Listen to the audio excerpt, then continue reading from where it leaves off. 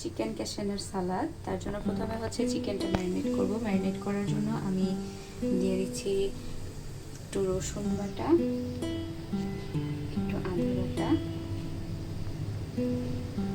সাথে দিব গোলমরিচের গুঁড়া,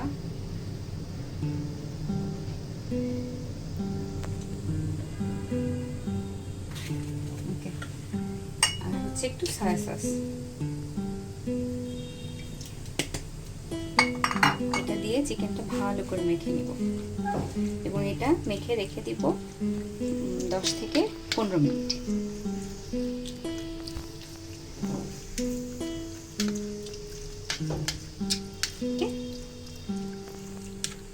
চিকেন ক্যাশনের সালাদের জন্য এখানে আমি নিয়েছি শসা, গাজর, 3 কালারের ক্যাপসিকাম আর টমেটো। সবকিছু পরিমাণে অল্প অল্প করে নেওয়া। আর আপনি চাইলে যে কোনো 2 কালারের ক্যাপসিকাম নিতে পারেন, কোনো অসুবিধা নেই। আপনি এখানে মানে কতটুকু পরিমাণ নেবেন সেটা আপনার ব্যাপার। আমি এখানে আমার মানে 2 জন খাবো সেই হিসাব করে এখানে এই জিনিসগুলো নিয়েছি। ম্যারিনেট করে রাখা মুরগির মধ্যে এখন দিব 1 টেবিল চামচ কর্নফ্লাওয়ার আর দিয়ে দিব একটা ডিম।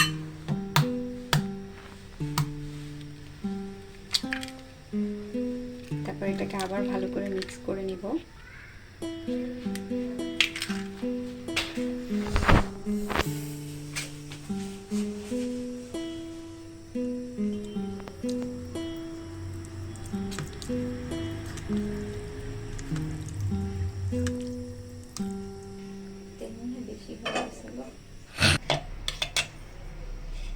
এখন আমরা সসটা রেডি করে নিব। সসের জন্য প্রথমে দিয়ে দিচ্ছি হচ্ছে চিলি সস, এবার দেব একটু টমেটো কেচাপ। আগেরটা চিলি সস ছিল, এবার হচ্ছে টমেটো কেচাপ। চিলি সসটা হচ্ছে তোমার হিসাবে 2 টেবিল চামচ আর টমেটো কেচাপটা হচ্ছে 1 টেবিল চামচ।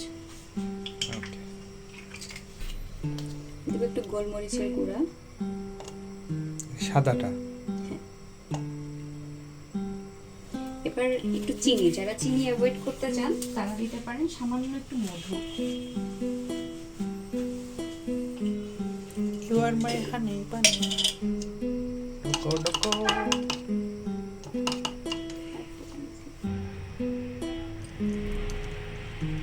মধু জমে গেছে। শীতকালে তো মধু জমেই যাবে।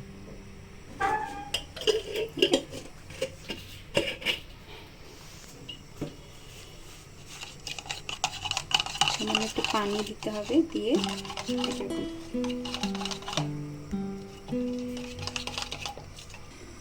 ফ্রাই প্যানে সামান্য একটু তেল দিয়ে আগে বাদামগুলোকে একটু মানে হালকা ভাজা,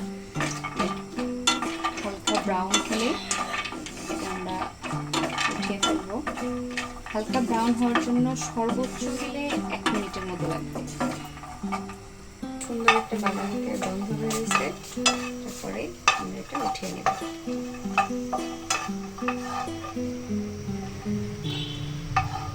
ঢেলে দাও, তেলটা সহ করে দিতে হবে। একটু তেল আছে না, বড়া বাদামটাই উপরে দাঁড়াও। ক্যামেরা অটো ডিটেক্ট করে ও কালার এনহ্যান্স করে, এর জন্য মনে করো নিয়েছি। ওই তেলেই চিকেনটা দিব এখন, কিন্তু চিকেনটা দিব একে একে, একসাথে দিব না, তাহলে চিকেনটা অনেক পানি ছাড়বে। পরে পানি শুকানোর জন্য চিকেনের মানে যে ময়েশ্চার সেটা একদমই চলে যাবে।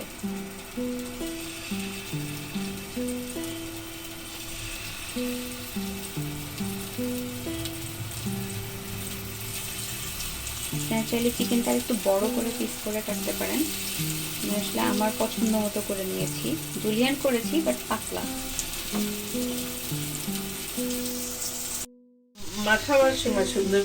আজকে আমরা হচ্ছে ক্যাশু নাট সালাদ বানাচ্ছি। আমাদের অনেক কিছু প্রিপেয়ার্ড হয়ে গেছে। এখানে ক্যাশু নাট সালাদের জন্য চিকেন ফ্রাই করা হচ্ছে, আর এখানে হচ্ছে রোস্টেড বাদাম, আর হচ্ছে ক্যাপসিকাম, গাজর, শসা, এখানে হচ্ছে সস। আর আমাদের একজন দর্শক আমার আম্মা জান, আমাদের বাসায় আরো 2 জন দর্শক আছে, তারা অলরেডি রুমে আছে। দেখি ফ্রাই হয়ে গেছে, ও এটা পুরাটাই চিকেন আপনি? হ্যাঁ। কিন্তু এখন তো দেখে কম মনে হচ্ছে। না পুরো টুকনা তো এখানে। ও কেবল ফার্স্ট ব্যাচ দিলাম। আমাদের চিকেন ক্যাশনাট সালাদ এখনো প্রিপারেশন চলতেছে। চিকেনটা হচ্ছে এক পশলা টেস্ট করা হয়ে গেছে। চিকেনটা একটু ক্রিস্পি হইতে হবে, তাই না আফরিন? হ্যাঁ, মানে আউটার স্পেসটা হচ্ছে ক্রিস্পি হবে আর ভিতরে হচ্ছে বয়েলড হয়ে যাবে, যেন কাঁচা ভাবটা না থাকে। চিকেন সব ভাজা হয়ে গেছে। এটার মধ্যে আমি এক্সট্রা কোনো তেল দিব না। এটার মধ্যে গাজর এবং ক্যাপসিকামগুলো শুধু দিয়ে নিব। দিয়ে নিয়ে একটু সটে করে নিব, যাতে এটা একদম ফুল বয়েল না হয়ে যায়, কিন্তু ফ্রাইয়ের জন্য একটা স্মেল আছে। আমি শুধু নিব না হচ্ছে শসা এবং টমেটো, বাকি তিনটা এটা মেয়েটার মধ্যে দিয়ে সবটা একটু নেড়ে নেব। এক্সট্রা কোনো তেল অ্যাড করবো না।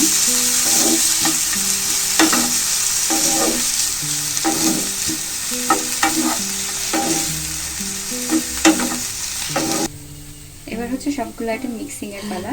আমি প্রথমে দিয়ে দিচ্ছি চিকেন,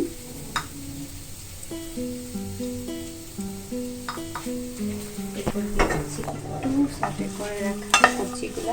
দেখতেই পাচ্ছেন আমি কিন্তু বয়েল করলাম না, আমি জাস্ট একটু মানে জিনিসগুলোকে লাইক হালকা একদম তেল ছাড়া ফ্রাই প্যানে দিয়ে একটু সটে করে নেওয়া। এটাই, এগুলোকে দিয়ে দিচ্ছি।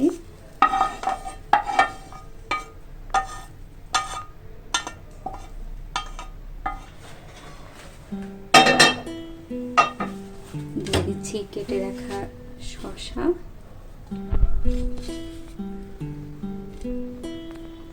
একটু টমেটো, কেটে রাখা পেঁয়াজ, মরিচ কুচি। আমরা এই ইনগ্রেডিয়েন্টগুলোকে ভালোভাবে মিক্স করে নিব। তারপরে যে দিব হচ্ছে ক্যাশনাট।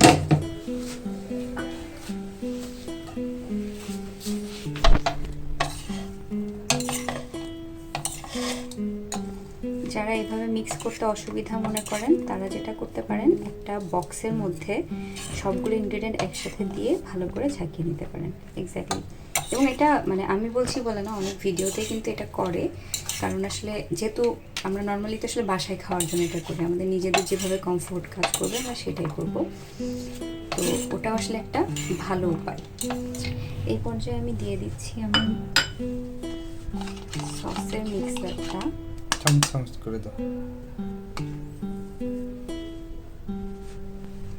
আমার সসের মিক্সারটা বেশি পাতলা হয়ে গেছে, যেহেতু আমি এটা প্রথমবার করছি, আমি পানির পরিমাণটা ঠিক বুঝতে পারিনি। হয়ে যাচ্ছে না? ঠিকই আছে। আর একটু মনে লাগবে না সসটা? না, ওটা তাহলে খাওয়ার সময় নিয়ে নেব যদি লাগে। আমার কাছে মনে হচ্ছে একটু লাগবে, কারণ সসটা কিন্তু মাখো মাখো থাকে।